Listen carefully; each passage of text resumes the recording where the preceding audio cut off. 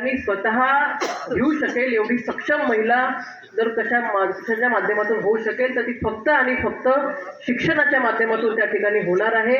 त्याच्यामुळे मुलगा मुलगी हा भेदभाव न करता आपण मुलींना चांगल्या पद्धतीने शिकवलं सुद्धा पाहिजे. ही विनंती मी आजच्या या कार्यक्रमाच्या माध्यमातून त्या ठिकाणी करते. लहाने साहेबांनी अतिशय चांगला उपक्रम या ठिकाणी केला.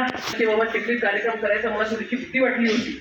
भीती वाटण्यासारखं काहीच नाही भाऊ. आम्ही चिखलीचे लोक सगळ्यांना सामावून घेतो, सगळ्यांना सहकार्य करतो. भीतीचं वातावरण तर अजिबातच नाहीये. नरुमाबा इथं बसलेले आहेत, आमचे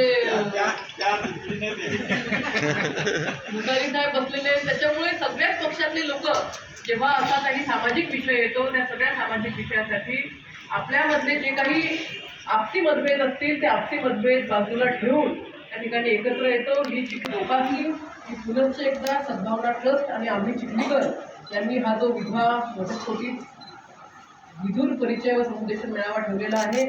या मेळाव्याला खूप खूप शुभेच्छा देते आणि सावित्रीबाई फुले जयंतीच्या सुद्धा आपल्या सर्वांना खूप खूप शुभेच्छा देते. चिखली शहरामध्ये आदर्श विद्यालय आहे आणि आदर्श विद्यालयामध्ये पालक मेळावा असल्यामुळे तिथेही मी अध्यक्ष म्हणून त्या कार्यक्रमाला आहे.